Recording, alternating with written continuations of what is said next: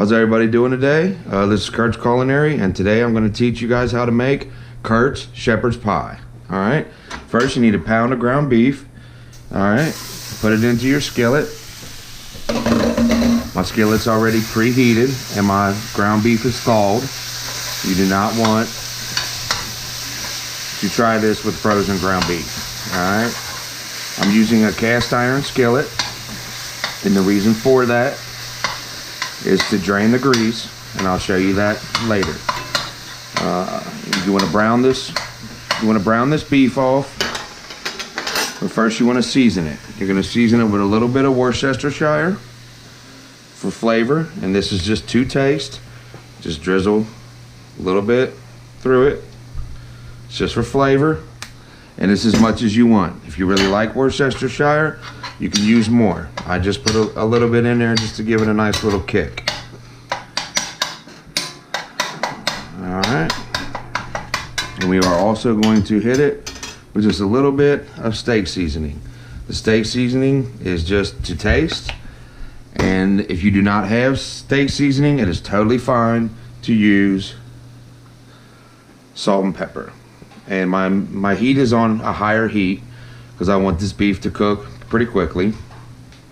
The second part is mashed potatoes. Your mashed potatoes, I just do the baby reds, and it's very quick, easy, inexpensive. It takes a long time for mashed potatoes you gotta peel them, you gotta boil them. It's a lot of work to make fresh mashed potatoes, so I just stick with what's easiest and what's convenient.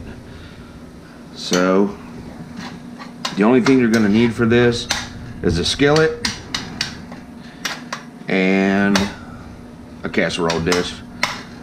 This dish I have is an 8x8 dish and will suffice for when this gets put together and goes into the oven. So our ground beef's working pretty nice.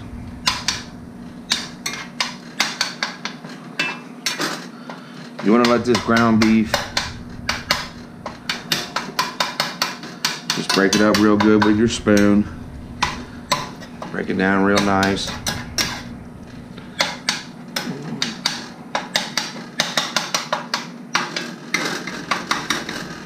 You want to let this cook real nice. And peas and carrots go into this as well, but we will not put the peas and carrots in until last because we just want to kind of sweat them. We don't really want to cook them very much because this whole dish is going to be put together and then put into the oven. So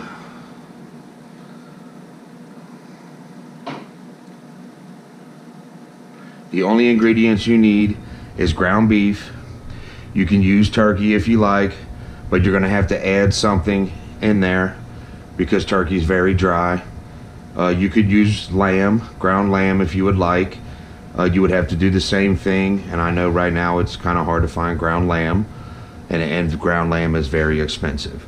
So for just as good of an option, I use ground beef. Alright, we're getting pretty close. There's not a lot of pink to this ground beef, so we're going to go ahead and add our peas and carrots. Now it's about a half a bag of frozen peas and carrots, but it's 8 ounces. So you want to take that, you want to go ahead and put these in here, and you don't want to cook them too much because they're going to cook in the oven. So you kind of just want to steam these lightly.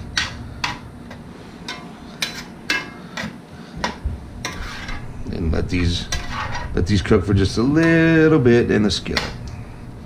Now for a little bit of preparation, you need just a little bit of spray. Go ahead and spray your pan. That's about all.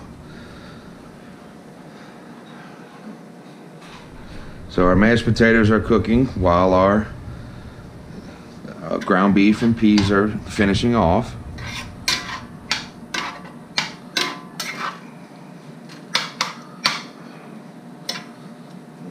Another option you could do this with that I didn't think about is you could also do this with venison or deer meat. If you have ground deer meat, you could also do this as well.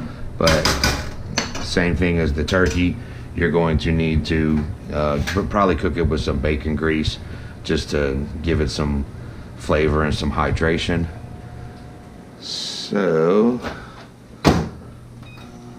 our mashed potatoes are pretty close. We only have about 30 minutes, or 30 seconds, I'm sorry. I'll go ahead and open this. Set that there.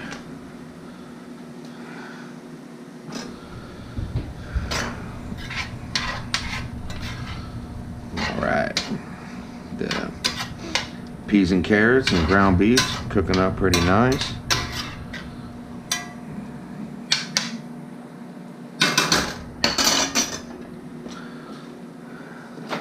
Okay, our mashed potatoes are done. So you're going to take your mashed potatoes,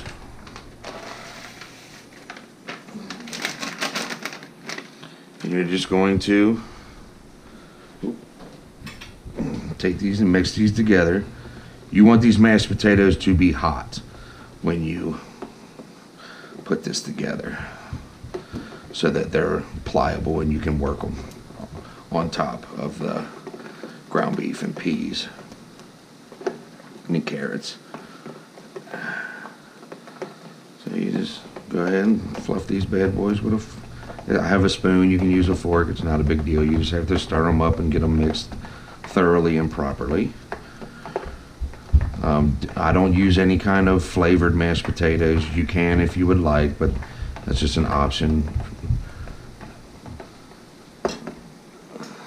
Alright, so now we are going to, our ground beef is done, our mashed potatoes are done, our oven's preheated to 375. We're going to turn our heat off, and then you need a mitt. You just go ahead and take your mitt. The reason why I use a cast iron skillet is because the mitt is because this is hot. You're just going to take your coffee cup, do this over a sink. It's the safest way. And you're just going to drain some of that grease off. Don't drain all of it off, just some of it. I usually drain about half of it off. Okay, now we are going to transfer the ground beef, peas, and carrots into our pan. Make sure you scrape all that stuff out of there, get all that good stuff. Now you want to take your spoon and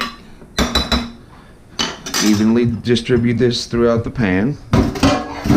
Then you're going to take your mashed potatoes and you are going to just dollop them on top.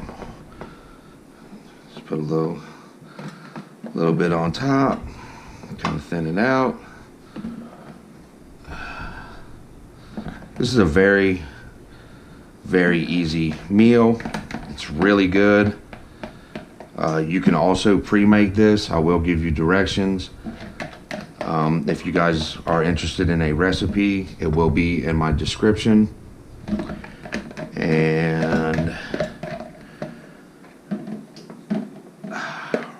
alright, so if you get all your mashed potatoes in here, you're going to take your mashed potatoes with your spoon, and you're going to evenly distribute this mashed potato layer all over the top. Alright, so we're done with that, we're good. And now cheese. I don't measure the cheese because it's as much cheese as you'd like. If you would like to pre-make this, you would have to stop here, let this cool down for 45 minutes to an hour, then put the cheese on top of it, then cover it and put it into the refrigerator. Then tomorrow, when you decide to cook it, it'll be the same temperature of 375, but you're going to need it to just cook it for longer. It's going to take 30 to 45 minutes instead of about 25 minutes. So my ground beef is hot, my mashed potatoes are hot. I got a nice layer of cheese here. All right. And You're going to evenly distribute this cheese just like you did the mashed potatoes and the ground beef all through your and peas and carrots all through your pan. Okay. My oven's already preheated to 375. I'm going to set my timer for 25 minutes. And in it goes. Alright guys, that's Kurt Shepherd's pie. This is Kurt's Culinary. If you guys like these videos, please like, please subscribe. This, since it's already cooked, will take about 25 minutes in the oven at 375. And you want to cook the cheese until it has a nice golden brown top. If you were to pre-make it and have everything together, it would take you 30 minutes to 45 minutes to get a nice golden brown on the cheese. That's a wrap, guys. See you on the next one. Bye.